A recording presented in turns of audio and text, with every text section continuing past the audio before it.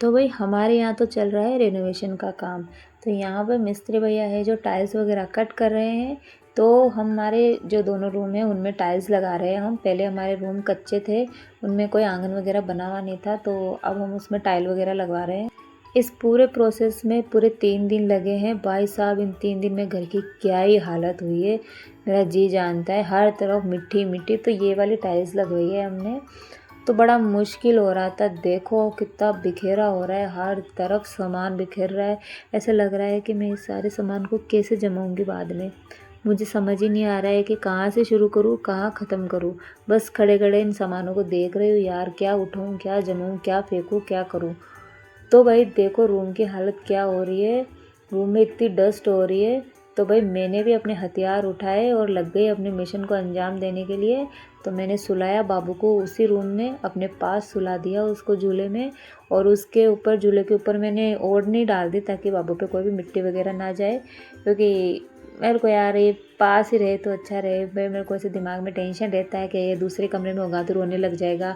बार बार ऐसे होता है कि दिल अचानक से ऐसी आवाज़ें आती है कि जैसे वो रो तो नहीं रहा है, क्या कर रहा है। इतनी मिट्टी थी भाई साहब, मैं क्या बताऊँ आपको, पूरे फेफड़ों तक चली गई होगी मेरे वो मिट्टी।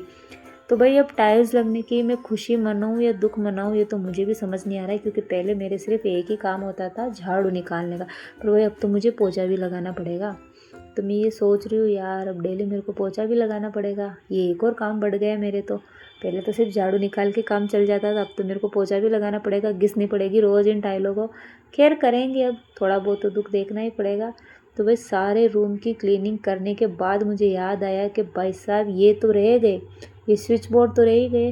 भाई स्विच बोर्ड रहने के बाद तो ऐसा लगता है जैसे कि पूरे रूम में काला टीका बच गया हो। तो भाई इनको भी फटाफट से क्लीन किया।